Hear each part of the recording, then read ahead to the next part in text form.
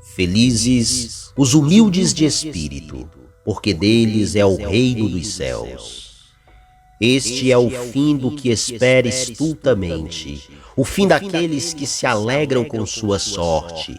São um rebanho recolhido ao cemitério, e a própria morte é o pastor que os apacenta. São empurrados e deslizam para o abismo. Logo seu corpo e seu semblante se desfazem, e entre os mortos fixarão sua morada. Deus, porém, me salvará das mãos da morte, e junto a si me tomará em suas mãos. Não te inquietes quando um homem fica rico e aumenta a opulência de sua casa, pois ao morrer não levará nada consigo, nem seu prestígio poderá acompanhá-lo. Felicitava-se a si mesmo enquanto vivo. Todos te aplaudem, tudo bem, isso que é vida. Mas vai-se ele para junto de seus pais, que nunca mais verão a luz. Felizes os humildes de espírito, porque deles é o reino dos céus.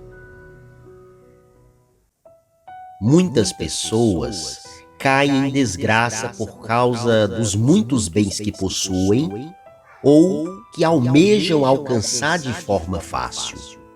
Um dos sintomas para sabermos se o dinheiro se tornou um Deus na nossa vida é refletirmos se tiramos vantagens quando estamos em nosso trabalho. E isso diz respeito ao empregador que não paga aquilo que deve aos seus empregados, mas também serve para os empregados que não trabalham como deveriam para seus patrões. Na primeira leitura, são desqualificados todos aqueles que estão satisfeitos consigo mesmos e para acumular sua própria felicidade passaram por cima dos outros ou exploraram os mais pobres, especialmente os pobres trabalhadores. Para São Tiago, a justiça social é fundamental. Sem ela, não podemos dizer que somos bons cristãos. E agora, ricos, chorai e gemei por causa das desgraças que estão para cair sobre vós. Vossa riqueza está apodrecendo, e vossas roupas estão carcomidas pelas traças. Vosso ouro e vossa prata estão enferrujados, e a ferrugem deles vai servir de testemunho contra vós e devorar vossas carnes como fogo. Amontoastes tesouros nos últimos dias. Nesta carta, São Tiago se dirige especialmente àqueles que acumularam com usura os bens e não se importam com os menos favorecidos. Todos nós sabemos que a riqueza que é guardada com usura pode evaporar-se de uma hora para outra, pode ser carcomida pelas traças, roubada pelos ladrões, pode ser consumida pelos enganadores dos quais o mundo está cheio. Assim ele profetiza e adverte àqueles que acumulam fortunas na terra em detrimento do salário do trabalhador e dos que prestam qualquer serviço.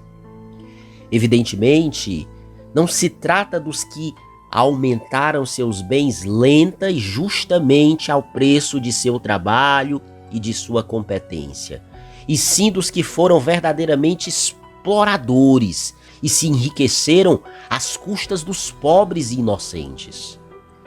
Um dos sintomas para sabermos se o dinheiro se tornou um Deus na nossa vida é refletirmos se tiramos vantagens quando estamos em nosso trabalho. Isso mostra o quão famintos estamos por ter mais grana, mais riqueza, mesmo que isso cause prejuízo a outra pessoa. Fazemos dos bens algo mais importante do que as pessoas. E isso nos dá a sensação de poder sobre os outros. Mas essa exploração e enriquecimento tirando proveito dos mais pobres é roubo. E isso não diz respeito somente ao empregador que não paga aquilo que deve aos seus empregados, mas também serve para os empregados que não trabalham como deveriam para os seus patrões.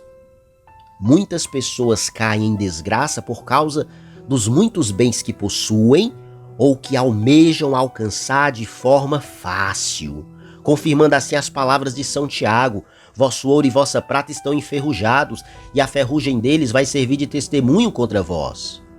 Ao contrário, todo aquele que prospera honestamente e põe o que possui à disposição de Deus, partilhando com os seus irmãos, será cada vez mais abençoado e progredirá sempre.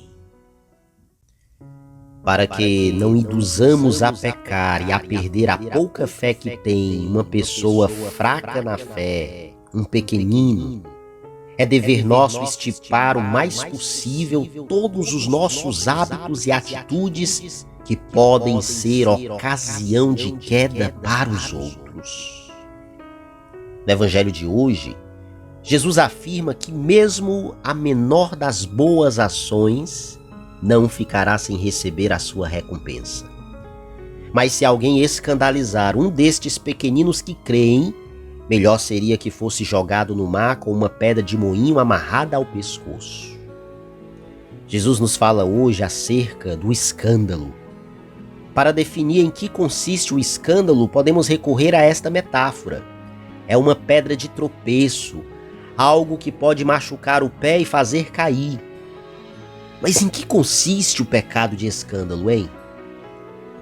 Bem, para o senso comum, o escandaloso é uma pessoa que faz estardalhaço e muito barulho. Mas não é isso que se refere tal pecado. Escândalo é uma atitude de nossa parte que faz com que uma pessoa fraca na fé, um pequenino, para citar o termo usado por Jesus, uma pessoa que crê em Cristo, tropece e acabe pecando.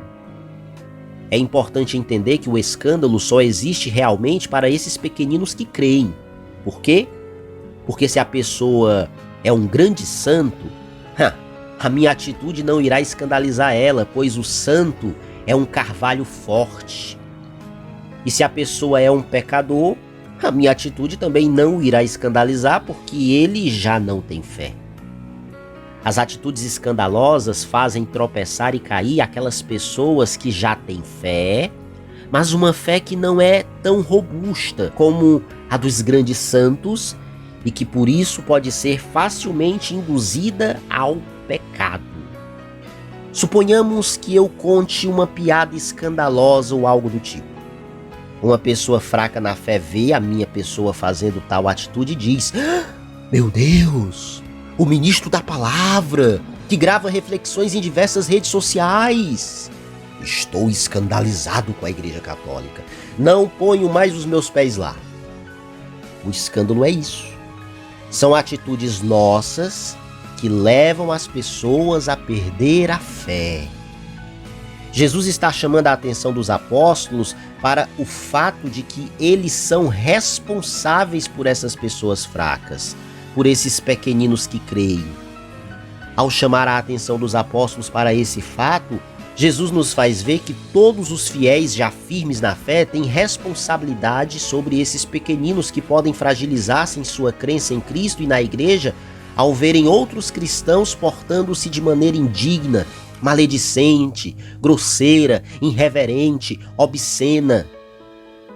E para que não os induzamos a pecar e perder a pouca fé que têm, é dever nosso estipar o mais possível todos os nossos hábitos e atitudes que podem ser ocasião de queda para os outros.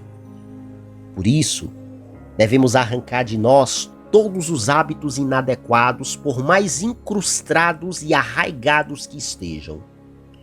Justifica-se assim a comparação. É melhor arrancar um braço, arrancar um pé, arrancar um olho, porque existem coisas nas quais a pessoa fica viciada. Por exemplo, a pessoa tem mania de contar piadas sujas. Ou então tem o mau costume de se vestir de forma sedutora, de ficar assistindo vídeos escandalosos, eróticos, sensuais. Pois bem, esses hábitos devem ser deixados de lado.